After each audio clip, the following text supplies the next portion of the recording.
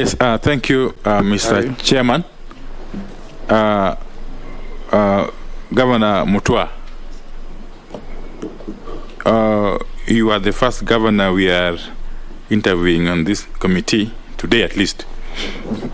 And there is a worrying trend of governors having been investigated by investigative agencies for quite some time, with cases not ending up in court.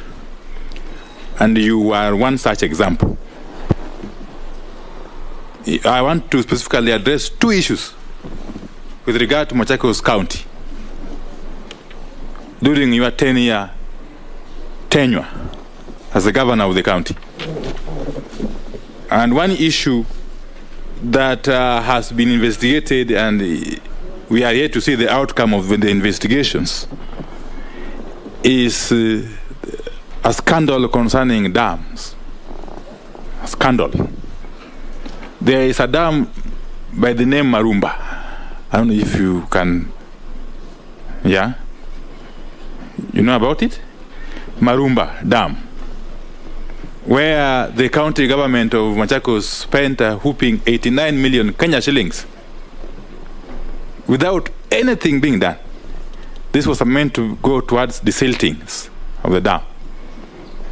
This money was paid out, and nothing, completely nothing was done here. In addition, the Danish International Development Agency pumped in 50 million Kenya shillings, again here, without any tangible result. You want perhaps to enlighten this committee, to update this committee. What became of this project? How much money has been pumped into it so far in total? What became of the investigations by the investigative agencies? And what are the measures being taken to recover this money that essentially belongs to the public? Two, is the now infamous procurement of 16 vehicles by the Machakos County government under your watch.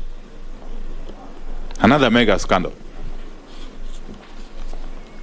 that was investigated,